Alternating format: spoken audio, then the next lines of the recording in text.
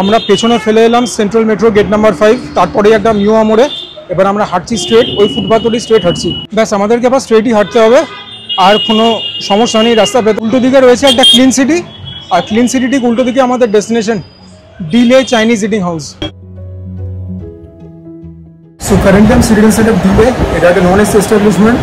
তো brace yourself গরমকালের মধ্যে ফ্যান চলছে, আর দেখতেই পাচ্ছ আমার পেছনে হচ্ছে মেন রোড। তো আওয়াজ হবেই, গাড়ি মার্জনা করবে। চেষ্টা করছি ভিডিওর অডিও কোয়ালিটি যতটা সম্ভব ইমপ্রুভ করবার from my and. Every single day I am trying harder and harder. But হ্যাঁ, আমার এর পরে আর খুব একটা বেশি হাতে কিছু নেই করবার। আর এটা একটা মোটামুটি বাজেট অপশন, ইকোনমিক্যাল অপশন। দামটা একটু কম হলে খুশি হতাম considering it's a non AC establishment. এবার দেখা যাক খাবারটা কীরকম হয়। পোদ্দার কোর্টের উপরে এই চাইনিজ রেস্টুরেন্ট আমি এর আগেও কভার করেছি, ডিলেটা বাকি ছিল। তো এটাকে তো কভার করতে হতোই, কনসিডারিং আমার বাড়ি খুব কাছে, মানে হেঁটে আমার বাড়ির থেকে 10 থেকে 15 মিনিট। যদি এরকম ভিডিও তোমরা দেখতে চাও, তোমাদের কাছে রিকোয়েস্ট রইল আমার চ্যানেলটাকে সাবস্ক্রাইব করবে, সুজয় ক্রনিকলস। তোমাদের সাপোর্ট ছাড়া কোনোদিন কোনো ক্রিয়েটারে কিছু হতে পারে না। Mission 5000 is very important for me. Mission 5000টা কি, দুর্গাপুজোর আগে 5000 সাবস্ক্রাইবার কিন্তু ক্রস করতে হবেই। তোমাদের কাছে রিকোয়েস্ট রইল to watch the video to the very end. আমি ডেসক্রিপশন বক্সে রেস্টুরেন্টের সমস্ত রকম ইনফরমেশন দিয়ে দেওয়ার চেষ্টা করবো, address, phone number, everything. Menu দেখিয়ে বোর করবো না, তোমরা গুগলে টাইপ করলে জোম্যাটো হোক, ডাইন আউট হোক, ম্যাজিক পিন হোক, তোমরা মেনুতে পেয়ে যাবে। তো এটাই রিকোয়েস্ট করবো যে ভিডিওটা দেখো শেষ অবধি। যদি ভালো লাগে লাইক করে দিও, যদি কোনো কারণে অপছন্দ লাগে first of all apology, second of all ডিসলাইকও করতে পারো। রেস্টুরেন্ট সন্ধ্যেবেলা রোজ খোলা, টাইমিংটা হচ্ছে সকাল 10টা থেকে রাত 9:30 অবধি। So here we have our order. আমাদের অর্ডার চলে এসছে। এখানকার স্পেশালিটি হচ্ছে মিক্সড শেজওয়ান হাক্কা নুডলস, এর মধ্যে রয়েছে চিকেন আর প্রন। আর এটা তো এদের আরও special item, this one is chilli roast pork fried. Pork item ডিলের খুব পপুলার হয়, তো এটা আমাকে অর্ডার করতে হতোই। দুটো আইটেম সামনাসামনি দেখতে একদম ঘামা লাগছে, মানে আমি জানি না ক্যামেরার লেন্স কতটা জাস্টিস করছে, but both of this just looks amazing. Onions দেওয়া রয়েছে, বাঁধাকপি রয়েছে, পেঁয়াজ পাতা রয়েছে, usual ingredients, but this looks absolutely glistening. Just look at the shimmer, একদম জানো ঝা চকচকে নুডলস।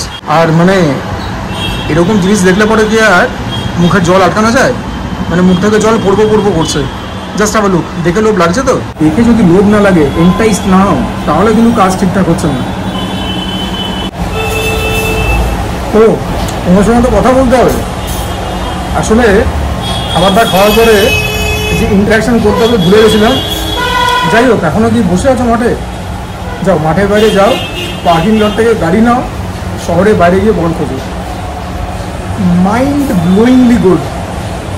শেজওয়ান নুডলস অনেকে they go a little conservative on the spiciness. This one is unabashedly spicy. আমার অল্প অল্প ঝাল লাগছে, তার মানে বুঝে রাখো। It is so flavourful, it is so yum, অদ্ভুত রকম সুন্দর খেতে। Definitely one of the better noodles I have ever had in my life, ever. তোমরা নুডলসের রিফ্লেকশন রেটিংয়ে দেখতে পেয়ে যাবে, মারাত্মক খেতে। This one has been one for the ages. অদ্ভুত রকম সুন্দর ফ্লেভার, অদ্ভুত রকম সুন্দর টেস্ট। নুডলসটা ঝাল ঝাল তো সেটা বলেই দিয়েছি। আর একটা ইউএসপি আছে, it's a very wet noodle. As in side dish কিছু না হলেও চলবে, এমনি খেয়ে নেবে অর্ডার করে। কোয়ান্টিটি দেখে তো আমার যা মনে হচ্ছে একজন এরপর ইজিলি করবে, দুজনেও শেয়ার করে খেতে পারো। বাট একজন খেলেই ভালো, পেট একদম পুরোপুরি ভরে যাবে। This is so yum. একটা মিটিনেস রয়েছে, সেটা আর্টিফিশিয়াল ফ্লেভারিংয়ের থেকে হতে পারে, লাইক আজিনামোটো। আজিনামোটো যায় না, আজিনামোটো যায় না, চিকেন স্টক যায়। চিকেন স্টক যায়, সেখান থেকে ফ্লেভারটা আসছে, সময় সোহাগা। Just ridiculously good, unbelievably good. আমি দুটো ফোর্ক খেয়েছি, এখনও আমি প্রন বা চিকেন পাইনি। এরকম সাইজের প্রন দিয়েছে, so that's a very good sign. Chicken এখন আমি হাতড়ে চলেছি, but yeah boss, it is so good. এখানে অ্যাডিশনাল কিছু রয়েছে জিনিস, নর্মাল যেরকম দেয় chilli vinegar, chilli sauce, but yeah এটা এমনি এমনি তোমরা খেয়ে নিতে পারবে। It is that good. This one is chilli vinegar. একটু নিয়ে নিই, বাট তোমরা বলবে ঝালের মধ্যে কারো ঝাল নিচ্ছি, বাট ভিনেগার থেকে একটা অ্যাসিডিটি পাবো।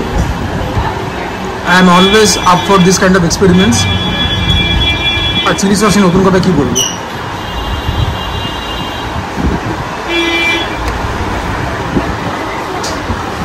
দুটো নিয়ে ভালো করে মিশিয়ে একটা ফোর্ক নিই।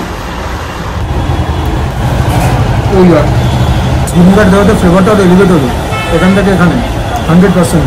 This is so good. Noodles has been A revelation. এখন তো পোর্ক ছুঁইনি আমি। জিনিসটা এত ভালো হয়েছে যে পোর্কের দিকে আমার চোখই যাচ্ছে না, একদম যাকে বলে না ব্রেথ টেকিংলি গুড। ভেজিস ব্রো থেকে একটা ক্রাঞ্চ পাচ্ছি, জাস্ট মারাত্মক খেতে। এবারে পোর্কে হাত লাগাতেই হবে, নইলে পরে পোর্ক পাবো যে ফ্যালফাল করে মুখের দিকে চেয়ে রয়েছে। এটা ড্রাই ভার্সন, ক্যাপসিকাম দেওয়া, পেঁয়াজ দেওয়া, এরকম সুন্দর সুন্দর পোর্কের স্লাইস দেওয়া, যেখানে কিনা বেশ অনেকখানি করে ফ্যাট রয়েছে। Just the way I like it, just look so colourful, vibrant, Panji. Chinese খাবার এর জন্য আমার খুব প্রিয়। দেখি প্রথমে একটু এমনি খেয়ে। अमेजिंग अमेजिंग अमेजिंग পুরো পোর্কটা ডিশটা সল্টি খেতে, হালকা স্পাইসি, নাথিং অ্যালার্মিং। বাচ্চারা অ্যাভয়েড করে দেয় বলে, কারণ কাঁচা লঙ্কা চিড়ে দেওয়া রয়েছে, একটা স্মুথি ব্যাপার রয়েছে। Just melt in your mouth good, এবারে সবটা। তুমি কোথায় ছিলে ওস্তাদ? প্রথমে পোর্ককে রোস্ট করে তারপর সেটাকে ফ্রাই করে, সাংঘাতিক রকম খেতে। আর আমি বলেছিলাম খুব একটা ঝাল নয়, বাট হ্যাঁ ঝাল ঝাল খেতে, আমি ঝাল ঝাল করে বানাতে বলেছি, আমার সাংঘাতিক লাগছে। সল্টি, ভেজিসগুলো থেকে ভালো ক্রাঞ্চ পাচ্ছি, পোর্কের নিজস্ব মিটিনেস, সাংঘাতিক খেতে। আমি প্রথমে বলেছিলাম যে এস্টাবলিশমেন্টটা দেখে আমার মনে হয়েছে দামটা বেশি, non AC establishment and all those things, but once again the taste lies in the pudding and what I am tasting right now. Based on this two items, price একদম যথাযথ। It is so good, so good. তোমরা যদি central Kolkata কাছাকাছি থাকো, medical কলেজের কাছাকাছি, কলেজটার কাছাকাছি, definitely ডিলেতে আসবে, এই দুটো আইটেম নেবে। আর চিলি পোকটা তো তুমি বাড়ি থেকেও খেতে পারো, এখন আইপিএল চলছে, একটা কোল্ড ড্রিঙ্কসের বটল বা ক্যান নেবে, তার সঙ্গে চিলি পোকটা খাবে, রোস্ট চিলি পোক ফ্রাই, একদম খেলা তো জমবেই, মেজাজ খুলে যাবে। This is amazing. এবারে পোক দিয়ে নুডলসটা খাবো, তোমরা তো আমাকে জেনে গেছো। আবারও বলছি একই কথা, নুডলসটা খাওয়ার জন্য কিছু লাগে না, জাস্ট আবার look at the noodles. But আমার কাছে যখন অপশান আছে, আমি সেই অপশানটাকে এক্সারসাইজ করবই। ফ্লেভারটা পুরো এলিভেটেবল তা নয়, দুটো নিজস্ব স্বাদ রয়েছে, বাট ইয়া সিঙ্গেল খেলেই আমার মনে হয় বেটার লাগবে। যদি একসঙ্গে খেলাম বন্ধু লাগবে না, তবে ইন্ডিভিজুয়ালি দোকানে যা খেতে না, তোমরা তো রেটিং দেখতে পেয়েই যাবে। আর যখন বলে দিয়েছি মাঠের বাইরে ছক্কা, শহরের বাইরে ছক্কা, এর উপরে আর কি বলবো বলো তো, আনবিলিভেবলি বলবো। আবারও বলছি, যদি medical college, college street, central কলকাতায় থেকে থাকো, এখানে না আসাটা কিন্তু দণ্ডনীয় অপরাধ, তারা নিজেদেরকে ফুডি বলবে না। আর যদি কোনো কারণে সেন্ট্রাল মেট্রো স্টেশনে নামো বা ধরো বইপাড়াতে এলে কাজ ফাজ করতে, একবার ডিলেতে ঢু মারবে। You guys will not regret one bit. আমাকে পরে তোমরা কমেন্টে থ্যাংক ইউ বলবে, মাইন্ড ব্লোয়িংলি গুড। গুগলে আমি কিছু কমেন্ট করেছি এনাদের ব্যাপারে, যে এনারা কোনো দিন ভালো বানান খাবার, কোনো দিন খারাপ বানান। আমি তো আজ প্রথমবার এলাম, বাট আমি যেটা খাচ্ছি একদম হেভেনলি গুড, চুন লেভেলের খাবার, গুড কনসার। পোর্কটা আরেকবার লাস্ট সামনে থেকে দেখে নাও, ভেরি ভেরি গুড। যারা পোর্ক লাভার নাও বা যারা পোর্ক খাওয়ানো অন্য কথা, বাট যারা পোর্ক লাভার তাদের দেখে বড়টা কীরকম লাগছে কমেন্টে বলবে আমাকে। আরেকটা ভালো জিনিস পয়েন্ট আউট না করলেই নয়, না কোককে আমি এন্ডোর্স করছি না, as if Coke needs my endorsement. 20 টাকা দাম, 250 ml বটল, এখানে 20 টাকাই নিচ্ছে, ঠান্ডা পাচ্ছি খেতে। another big thumbs up to the delay management, very good move.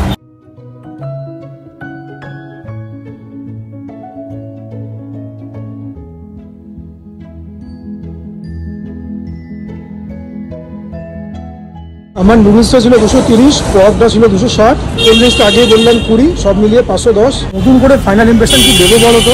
খাবার দাবার তো দুখানে অর্ডার করেছি, দুখানে মাঠের বাইরে ছক্কা। আমি প্রথমে বলেছিলাম দামটা বেশি এনভায়রনমেন্ট দেখে, বাট খাবারটা একদম তুলনাহীন খাবার। এখানকার এদেরই নেবার সেভুই, ওটাও আমার খুব প্রিয় রেস্টুরেন্ট, ওটা এসি রেস্টুরেন্ট, ওটার হাব ভাব আরও অনেক ভালো, বাট এদের খাবারটা একদম অতুলনীয়। আর এই সমস্ত কী বলবো, সংস্থাগুলোকেও সাপোর্ট করবে, শুধুমাত্র বড় বড় এস্টাবলিশমেন্ট ব্র্যান্ডেড জায়গায় যাবে তা নয়, এদেরও সাপোর্ট করবে, কারণ খাবারটা মানে নেক্সট লেভেলে বানিয়েছে, নইলে এতবার বলতাম না। আবারও বলছি, যদি এই আশেপাশে এসে থাকো, পোদ্দার কোর্ট হোক, বইপাড়া হোক, কলেজ স্ট্রিট হোক, সেন্ট্রাল কলকাতায় হোক, ডেফিনেটলি ভিজিট করবে, নিরাশ হবে না। যেটা মুশকিল হলো সেটা হচ্ছে, আমার ইচ্ছা ছিল এখান থেকে আরেক জায়গায় গিয়ে কিছু একটা খাবার, বাট এখন আমার পেটের যে অবস্থা, আমি যে কী খাবো আমার মাথায় আসছে না, আর এইটা দিয়ে আমি কি কন্টেন্ট বানাবো এইটুকুন ব্যাপার দিয়ে সেটাও মাথায় আসছে না। Right now this is the confusion. বন্ধুরা বাড়িতে চলে এলাম, বুঝলে তো। দেখো পেটটা ভরে গেছিলো, শরীরটা একটু খারাপ লাগছিল, ওর জন্য আজকে আমি আর বেশি বাড়াবাড়ি করলাম না, রিস্ক নিলাম না। চাইলে পরে এখন আরেকটা কোনো রেস্টুরেন্ট যেতে পারতাম, দাবিয়ে কাতিয়ে কিছু খেতাম, কিন্তু শরীর ভালো নেই তো, মানে ভালো লাগছে না ঠিক। এবারে এই অবস্থায় যদি জোর করে কিছু খেতে যাই, শরীরটাই খারাপ হবে, তোমাদেরকেও প্রপার রিফ্লেকশন দিতে পারবো না এস্টাবলিশমেন্টটার, তো খাওয়া দাওয়াটা এনজয় করতে পারবো না। ক্যামেরা হাতে তুলেছিলাম অনেক পরে, তার আগে তো খাওয়া দাওয়াটা এনজয় করতাম। তোমরাও যে ব্লগ দেখো, আমার হোক যে কোনো ক্রিয়েটারের হোক, খাওয়া দাওয়াটা পছন্দ করো বলেই তো দেখো। তো সেই জায়গাটাতে যদি ডিসঅনেস্টি চলে আসে তাহলে কি এন্ড প্রোডাক্ট ভালো হবে, ঠিকঠাক হবে? আমার তো মনে হয় না। আজকে তাই বাড়ি চলে এলাম। অনেক দিন ধরেই ভাবছিলাম তোদের সঙ্গে কিছু কথা বলবো, তো আজকেই বলি কথাগুলো। এবারে তোমাদের হয়তো মনে হতে পারে যে আজকে কেন বলছে, যেহেতু একটা জায়গায় গেল, টাইম কম, টাইমটা বাড়াচ্ছে। তোমরা যদি এরকম ভাবো, কোনো ভুল ভাবছো না। আমি যেটুকুন জানি, ক্রিয়েটাররা যদি 10 মিনিটের বেশি সময়ের ভিডিও বানায় তাহলে পরে আর কি অ্যাডভার্টাইজমেন্টগুলো প্লেস করতে ইউটিউবের সুবিধা হয়, এরকম কিছু একটা ব্যাপার আছে। তো আমিও তার বিচিত্র নই, কিন্তু এছাড়াও কিছু মনের কথা আমি মাঝে মধ্যে শেয়ার করি, যেগুলো কিনা তোমরা টের পেয়েছো। বেশিরভাগ কথাগুলোই তোমরা বলতে পারো যে পলিটিক্যাল হয়। আজকেও তার অন্যতা হবে না, বিশেষ করে ভোট যখন আসন্ন। যদিও পলিটিক্স নিয়ে যদি মাথা ঘামাবার হয়, এবং ঘামানো উচিত, কারণ পলিটিশিয়ান নিয়ে তো আমাদের দেশটাকে চালাচ্ছে, সেটা কিন্তু শুধু ভোটের আগে নয় বা ভোটের পরে নয়, 12 মাস 365 দিন কিন্তু দেশের ব্যাপারে ভাবতে হবে। এবং কাদেরকে আমরা ভোট দিয়ে গদিতে বসাচ্ছি সেটা কিন্তু খুব জুডিশিয়াসলি আমাদের ডিসাইড করতে হবে, কেননা যাকে তাকে তো ভোট দেওয়া যায় না, তাই না? আলটিমেটলি আমাদের ফিউচারটা তো ওনাদের হাতেই।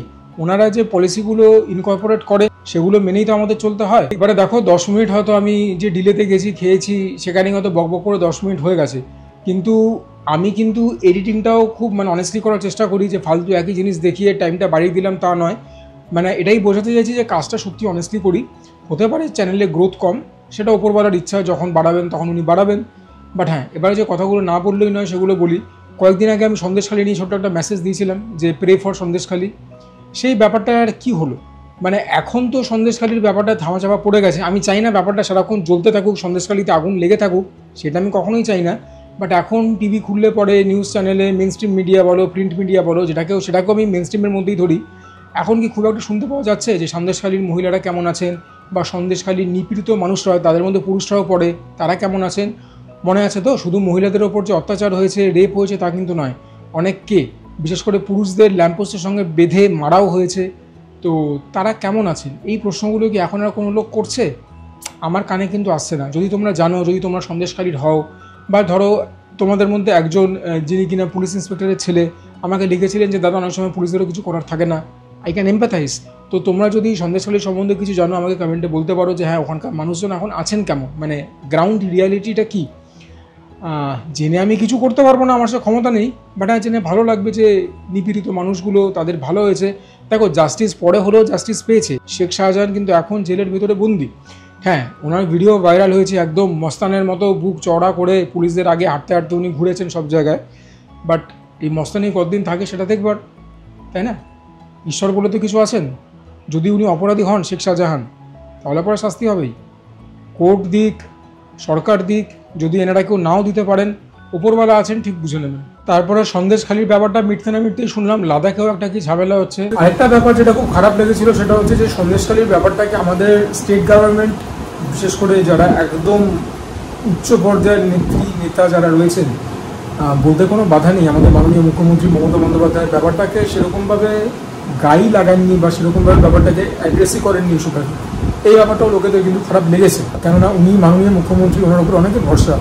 ওনার একটা স্লোগান আছে যে মা মাটি মানুষ, উনি নিজে একজন মহিলা। তো এই ব্যাপারটাকে উনি কী করে না অ্যাড্রেস করলেন with a lot of importance, সেটা আমার ঠিক বোধগম্য হচ্ছে না।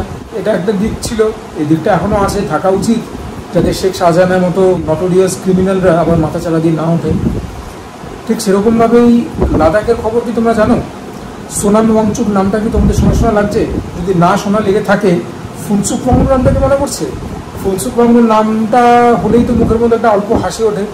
আর যদি ফুনসুক ওয়াংচুক নামটা নাও মনে আসে, 3 ইডিয়টস, রাজকুমার হিরানি, বিধু বিরোধ চোপড়া, আমির খান, এনাদের কালজয়ী ছবি আমাদের প্রত্যেকের খুব প্রিয় ছিল সিনেমাটা। সেখানে রণছড় দাস, শ্যামল দাস ছানছান আমির খানের চরিত্র, পরে জানা গেল উনি ফুনসুক ওয়াংচুক। এটা অনেকের বিশ্বাস। দেখো, এমনি সিনেমাটা বাই অ্যান্ড লার্জ চেতন ভগতের যে নভেল ছিল 5.1, সেটার থেকে অনুপ্রাণিত, সেটার থেকে ইন্সপিরেশনই বানানো। বাট ফুনসুক ওয়াংচুক ক্যারেক্টারটার মধ্যে কিন্তু একটুখানি নাকি সোনাম ওয়াংচুকের ছোঁয়া রয়েছে। সোনাম ওয়াংচুক একজন খুব বিদ্বান ব্যক্তি, আমাদের লাদাখের লোক, এবং একজন সোশ্যাল অ্যাক্টিভিস্ট। উনি দেখছেন যে লাদাখের টেম্পারেচারটা চেঞ্জ হচ্ছে, ইকোসিস্টেম চেঞ্জ হচ্ছে, এটার জন্য উনি একটা প্রোটেস্ট করেছিলেন গভর্নমেন্টের কাছ থেকে। ওনার আরও অনেক ডিমান্ড ছিল, যেরকম ধরো লাদাখকে যেন একটা স্বঘোষিত স্টেট হিসেবে সরকার ডিক্লেয়ার করেন। বাট সরকার এটা করতে পারেন না। অ্যাকচুয়ালি সরকারের ব্যাপারটা ভেবে দেখতে হবে বিজেপির ব্যাপারটা, যেহেতু এখন বিজেপি পাওয়ারে রয়েছে। কেননা যতই হোক লাদাখ বা ওই জায়গাগুলো তো একটা বর্ডার এরিয়া, ওটাকে যদি এখন সরকার নিজের হাত থেকে ছেড়ে দেয়, যেহেতু চায়না তো কাছে এবং চায়নার সঙ্গে আমাদের কি মধুর সম্পর্ক তুমি আমি সবাই জানি, তো সেখানে তারপর যদি কিছু বিগড়ে যায় তখন কি হবে, সেটার লায়াবিলিটি কে নেবে, সেটার রেসপন্সিবিলিটি কে নেবে? এর জন্য ওটাকে মানে একটা এমনি ছেড়েও দিতে পারছে না সরকার। ব্যাপারটা নিয়ে একটা হচপচ সিচুয়েশন তৈরি হয়েছিল। তো সোনাম ওয়াংচুক মহাশয় কিন্তু খোলা আকাশের তলায় ওই ঠান্ডাতে, সাংঘাতিক ঠান্ডা, মানে মাইনাসে টেম্পারেচার তো রয়েছেই, 21 দিন ফাস্ট করেছিলেন। অ্যাকচুয়ালি ওনার ফাস্ট করার কথা ছিল, মানে উনি ডিক্লেয়ার করেছিলেন উনি আমৃত্যু অনশন করবেন, কিন্তু 21 দিন যে উনি ফাস্ট করেছেন, সরকার থেকেও কিন্তু ওনার কাছে কেউ অ্যাপ্রোচ করেননি। উনি কিন্তু দেশে মানুষ নন, ওনার ব্যাপারে যখন সার্চ করবে তোমরা জানতে পারবে যে উনি একদম হেলাফেলা লোক নন। তো এরকম একটা মানুষ একটা ফাস্ট করছে, তার কাছে আমাদের কেন্দ্রীয় সরকার থেকে কেউ অ্যাপ্রোচ করলো না। নরেন্দ্র মোদী নাই করতে পারেন, কিন্তু বিজেপির যারা টপ লেভেলের নেতারা রয়েছে, মন্ত্রীরা রয়েছে, তারা কেউ ওনাকে অ্যাপ্রোচ করলো না। এই ব্যাপারগুলো না আমার বড্ড কী বলবো খারাপ লাগে, যে মানে হচ্ছেটা কি। কেননা ওনার যে অনেকগুলো ইস্যু ছিল, তার মধ্যে দেখো ক্লাইমেট চেঞ্জ নিয়ে যে ইস্যুটা, সেটা তো মানতেই হবে। তো কিছু নিয়ে তো ওনার সঙ্গে অন্তত একটা কী বলবো ডায়ালগ হতে পারতো সরকারের সঙ্গে, কিছুই হলো না। উনি 21 দিনের মাথায় ফাস্টিংটাকে বন্ধ করলেন, ভাঙলেন, নিয়ে বেশ এই আর কি একটা হচ্ছে এরকম ব্যাপার। তো এই যে হচ্ছে চলে যাচ্ছে, এই ব্যাপারগুলোকে বন্ধ করতে হবে। আমি তো মেইনস্ট্রিম মিডিয়া ফলো করা বন্ধ করেই দিয়েছি, নিউজ পেপারও বাড়িতে রাখা বন্ধ করে দিয়েছি, টিভিতে নিউজ চ্যানেল দেখি না। তোমাদেরকেও বলবো, দেখো নিউজ চ্যানেলগুলো খুব একটা ফলো করো না, যেগুলো টিভিতে দেখায় বেশিরভাগগুলোই কম্প্রোমাইজড। ঠিক আছে, যারা প্যান ইন্ডিয়া বেসিসে করছে তারা বিজেপির দ্বারা কম্প্রোমাইজড, আর আমাদের স্টেটের মধ্যে যারা করছে তারা কিছুটা বিজেপির দ্বারা কম্প্রোমাইজ, কিছুটা টিএমসির দ্বারা কম্প্রোমাইজড। তো কী দেখবে, তোমাদের দরকার একটা এমন নিউজ চ্যানেল যেখানে জার্নালিস্টরা, রিপোর্টাররা তোমাদেরকে একটা আনবায়াসড ওপিনিয়ন দেবেন, তোমাদেরকে একটা আনবায়াসড স্টোরি ন্যারেট করবেন।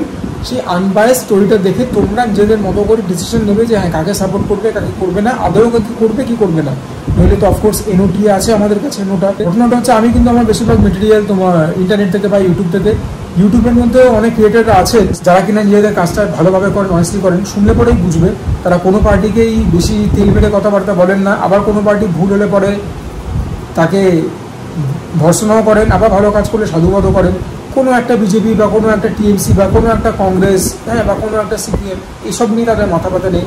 তাদের কাজের প্রতি আমার শ্রদ্ধা জানাবার কোনো ভাষা নেই। এরকম একটা চ্যানেল একসময় আমি খুব ফলো করতাম, ধ্রুব রাঠি বলে, প্রচণ্ড পপুলার ইউটিউব চ্যানেল। বাট এখন যত দিন যাচ্ছে আমি বুঝতে পারছি যে ওই চ্যানেলটাও বা ওই ভদ্রলোকও কম্প্রোমাইজড হয়ে গেছেন। আমি জানি উনি অনেক বড় ক্রিয়েটার, কিন্তু ওনার কিছু কিছু ভিডিও দেখে পরে এখন এত খারাপ লাগছে যে এই ভদ্রলোককে বা এই ছেলেটিকে আমি সাপোর্ট করতাম। মানে ওর ব্যাপারটা এখন হয়ে গেছে যে মানে বোঝা যাচ্ছে যে উনি একজন মানে কট্টর আইএনসি সাপোর্টার, কংগ্রেসের সাপোর্টার হতেই পারে, কিন্তু তাই বলে উনি যে কন্টেন্ট যেটা বার করছেন সেটার মধ্যে এরকম ব্যাপার থাকবে। কয়েকদিন আগে একটা ভিডিও উনি বার করেছিলেন, এক দু মাস বা 3 মাস আগে, যেখানে কিনা 11-12 মিনিটের ভিডিও অথবা 20 মিনিটের ভিডিও। সেখানে উনি বলে দিলেন যে নেতাজি সুভাষচন্দ্র বোস এয়ার ক্র্যাশে মারা গেছিলেন, আর এইসব যে এখন একটা গুমনামি রাবানি থিওরি হচ্ছে, হ্যান ত্যান, এগুলো সব ভুল। এইটা বলার পেছনে উনি কতটা রিসার্চ করেছেন, এই ব্যাপারটাকে নিয়ে সোচ্চার হয়েছেন অনুজ ধর, চন্দ্রচূড় ঘোষ, কুণাল বোস। এনারা তো হবেনি, কারণ এনারা এই ব্যাপারটা রিসার্চ করছেন, কিন্তু এনাদের বক্তব্য যেটা সেটা হচ্ছে যে আমাদের সঙ্গে কথা বললো না, আমরা যারা এই ব্যাপারটা নিয়ে এতদিন ধরে, এত বছর ধরে রিসার্চ করছি। উনি তাহলে এই কনক্লুশনটায় পৌঁছালেন কী করে যে নেতাজি সুভাষচন্দ্র বোস প্লেন ক্র্যাশেই মারা গেছেন? তার মানে ওনার সিম্পল এজেন্ডা ছিল যে আইএনসি যেটা করেছে, ঠিক করেছে, সেই থিওরিটাকে প্রমোট করা। এবং এখানেই আমার কাছে মাথাটা বিগড়ে। তোমাদের কাছে মানে আমার তো লোকাবার কিছু নেই, তোমরা জানো যে আমি মানে by heart, by mind, by soul Netaji Subhash Chandra বোসের সাপোর্টার আজীবন থাকবো। বাট হ্যাঁ, ধ্রুব রাঠি চ্যানেলটাকে যদি বাদও দাও, এরকম আরও অনেক চ্যানেল আছে যারা কিনা নিজের কাজটা ঠিকঠাক করেন, অনেস্টলি করেন। তার দেশভাগ বলে চ্যানেল আছে, ওরাও অত্যন্ত পপুলার, জনপ্রিয় একটা ইউটিউব চ্যানেল, উনি নিজের কাজটা ঠিকঠাক করেন। আমাদের বাংলায় একটা চ্যানেল আছে, হঠাৎ যদি উঠলো কথা, ওখানে যেই লেডি নিজের কাজটা করছেন, যে creator, she is doing a fantastic job, commendable job. আমি তোমাদেরকে অ্যাডভাইস করবো যে এই দুখানা চ্যানেল নিশ্চয়ই ফলো করো। আর কেউ বোকার মধ্যে কমেন্টগুলো করো না, দাদা আপনাকে কত পয়সা দিচ্ছে ওরা, এই সমস্ত মানে বোকা না ব্যাপার স্যাপার করো না, গ্রো আপ। এনিওয়েজ, আমাদের এখানে কলকাতায় তো ভোট বোধহয় পয়লা জুন পড়েছে, উত্তর কলকাতা, দক্ষিণ কলকাতা, আরও বেশ কিছু কিছু জায়গায়। তো ভোট কিন্তু নিশ্চয়ই দেবে, কাস্ট ইউর ভোট। বাট যেরকম আগে বললাম, কাস্ট ইউর ভোট জুডিশিয়াসলি। জাস্ট গেলাম, নমকা বাস্তে দিলাম, এরকম ভাববে না যে আমার একটা ভোটে কি হবে, আমার একটা ভোট তো কোনো ডিফারেন্স আনতে পারবে না, চলো সবাই যেখানে দিচ্ছে আমিও সেখানে দিই, আলটিমেটলি তো এই জিতে আসবে। এইগুলো ভাবা তোমার কাজ নয়। তোমার কাজ হচ্ছে তোমার নিজের বুদ্ধি বিবেচনা দিয়ে নিজের ভোটটা কাস্ট করা। দেখো চারিপাশে কি হচ্ছে, আমার কথায় অনুপ্রাণিত হয়েও না, অন্য কারোর কথা অনুপ্রাণিত হয়েও না, বোঝো যে তুমি কেমন আছো, ভালো আছো, কে পাওয়ারে এলে তুমি ভালো থাকবে, সেই ব্যাপারটা সিদ্ধান্ত নেওয়ার পুরোপুরি অধিকার তোমার আছে। আর তারপরে যাকে মন চায় ভোট দেবে, যদি কাউকে মন চায় ভোট দেবে না তাহলে নোটা টিপবে, নান অফ দি অ্যাবাভ নোটা মানে, এবং সেই বাটনটারও কিন্তু খুব ইম্পর্টেন্স রয়েছে, খুব সিগনিফিকেন্স রয়েছে। যদি তোমরা none of the above vote cast করো তার মানে তোমরা এইটা বোঝাচ্ছ সরকারকে এবং অপোজিশন পার্টিকে যে তোমাদের যারা ক্যান্ডিডেট আমার কনস্টিটিউয়েন্সি থেকে দাঁড়িয়েছে তারা কেউই যোগ্য নয় যে আমি তাদেরকে আমার ভোট দেব। অনুগ্রহ করে নতুন ক্যান্ডিডেটদেরকে আনো যারা কিনা যোগ্য, এবং শুধু যোগ্য না সুযোগ্য। ব্যাপারটা আশা করি বোঝাতে পারলাম, ঠিক আছে। নোটার কিন্তু সিগনিফিকেন্স প্রচুর রয়েছে। যারা তোমাকে বলবে না যে নোটায় ভোট দেওয়া মানে যে ভোটটা নষ্ট করলি, তা কিন্তু নয়। Just think with a clear mind. ধরো একটা কনস্টিটিউশনে, ধরো একটা কনস্টিটিউয়েন্সিতে অনেকগুলো লোক আছে, অনেকগুলো মহিলা আছে, প্রত্যেকে গিয়ে আমরা ভোট করলাম নোটাতে এবং সব নোটা জমা পড়লো। সমস্ত পলিটিক্যাল পার্টিরা ভাবতে বাধ্য হবে যে এই যে লোকগুলো, সাধারণ মানুষগুলো, আমরা যে ক্যান্ডিডেটদের চুজ করেছি তাদের প্রতি এতটা প্রীতিবিরক্ত যে কাউকে যারা যোগ্য মনে করছে না, কোনো পার্টির কোনো ক্যান্ডিডেটকে যোগ্য মনে করছে না। আমাদেরকে নতুন ক্যান্ডিডেট দিতে হবে। এবং যখন পলিটিক্যাল পার্টির নেতা নেত্রীরা তোমাদেরকে এসে বলেন না ভোট ভিক্ষে চাইতে এসে যে আমাকে দেখে ভোট করুন, 42টা আসনেই আমি আছি, হ্যানা তানা, এই কথাটা থেকে বাজে কথা কিছু হয় না। দেখো তো যখন দুর্নীতি হয় তখন বলে দেয় তো একটা সেফ সেন্টেন্সে, আমি চিনি না, আমার সঙ্গে কোনো সম্পর্ক নেই, আমি কিছু জানতাম না। এটা বললে তো হবে না, বাট ওনাদের ক্ষেত্রে হয়ে যায়। ওনাদের তো 7 খুন মাপ। এনিওয়েজ, যখন এই কথাগুলো তোমাদেরকে বলে না যে সমস্ত এলাকা থেকে আমি দাঁড়াচ্ছি, আমাকে থেকে ভোট দেবে, সেটা চাই নরেন্দ্র মোদী হোক, চাই মমতা বন্দ্যোপাধ্যায় হোক, এই কথাটাকে একদম মান্যতা দেবে না। তোমার কনস্টিটিউয়েন্সি থেকে যে দাঁড়িয়েছে তার দায়িত্ব তোমাকে দেখে রাখার। সুতরাং সেই ক্যান্ডিডেট যদি ভালো হয় তাহলেই ভোট দেবে, নইলে দেবে না। এই কথাটা মাথার মধ্যে গেঁথে নাও। কাকে ভোট দেবে এন্টায়ারলি আপ টু ইউ। কাউকে দেবে কি দেবে না, নাকি নোটাতে দেবে, that is also entirely up to you. কিন্তু এই আমাকে দেখে ভোট দিন, আমি 42টা জায়গায় দাঁড়িয়েছি, এর থেকে কিন্তু ভুয়ো কথা আর কিছু হয় না। আমি জানি তোমাদের এডুকেশনের কোনো প্রয়োজন নেই, বাট আমি আমার তরফ থেকে চেষ্টা করলাম ছোট্টখাটো একটা ইনফরমেশন পাস অন করবার, যেটা কিনা আমার মনে হলো করাটা দরকার। তোমরা অনেকেই আমাকে দাদা হিসেবে সম্বোধন করো এবং আমার বয়স কিন্তু 35 থেকে 36 হবে। সুতরাং আমি আশা করছি তোমাদের থেকে বা জেনারেলি আমার ভিডিও যারা দেখছে তাদের থেকে আমি বয়সে একটু হলেও সিনিয়র। অবশ্য বয়স দিয়ে কিছু যা আসেন আমি মানি না, বাট যাই হোক, আশেপাশে তো দেখছো কি হচ্ছে, আমিও দেখছি, তো ভাবলাম কেননা বন্ধু হিসাবেই কিছু জিনিস শেয়ার করি। বেশ, আমার এই ভিডিওটা যদি তোমাদের ভালো লাগে, আমার এই র্যান্ট যদি তোমরা শুনে থাকো, আমার এই বকবকানি যদি সহ্য করে থাকো, এবং এই কথাগুলো যারা শুনছো তারাই কিন্তু আমার অ্যাকচুয়াল সাপোর্টার। শুধু খাবারের পোর্শনটুকু ফাস্ট ফরওয়ার্ড করে দেখলে, বাকিটা দেখলে না, তারা কিন্তু আমার আর্ডেন্ট সাপোর্টার বা আমার সত্যিকারের কি বলবো, আমার সত্যিকারের ফলোয়ার নাও বা সাবস্ক্রাইবার নাও। কেননা শুধু খাবার দেখতে দেখতে বা শুধু খাবার দেখাতে দেখাতে একদিন বোর্ডাম সেট করতে বাধ্য। অডিয়েন্স বিল্ড আপ করতে হলে, একটা মনের সঙ্গে মন বা একটা আত্মার সঙ্গে আত্মার যোগাযোগ স্থাপন করতে হলে এই কথাগুলোকেই কিন্তু শুনতে হবে, বা এই কথাগুলি আমি চাই তোমরা শোনো। আশা করি ব্যাপারটা বোঝাতে পারলাম। এনিওয়েজ, যদি ভালো লাগে ভিডিওটা লাইক করে দিও, প্লিজ সাবস্ক্রাইব করবে। মিশন 5000 দুর্গাপুজোর আগে 5000 ক্রস করতেই হবে। নেভার এভার শাই আগে টু শেয়ার ইউর কমেন্টস। যদি সমীচীন মনে করো, you can share my content with your friends and family. And for now, this is me Sujoy signing off. তোমরা সবাই ভালো থেকো, সুস্থ থেকো, জমিয়ে খাওয়া দাওয়াটাও করো, তার সঙ্গে ওয়ার্কআউটও করো। আর হ্যাঁ, তোমাদের সঙ্গে এতক্ষণ ধরে যে কথা বলছি, ঘরে পাখা এসে তলায় বসে আছি, আস্তে আস্তে শরীর খারাপ লাগাটা যেন ঠিক হচ্ছে।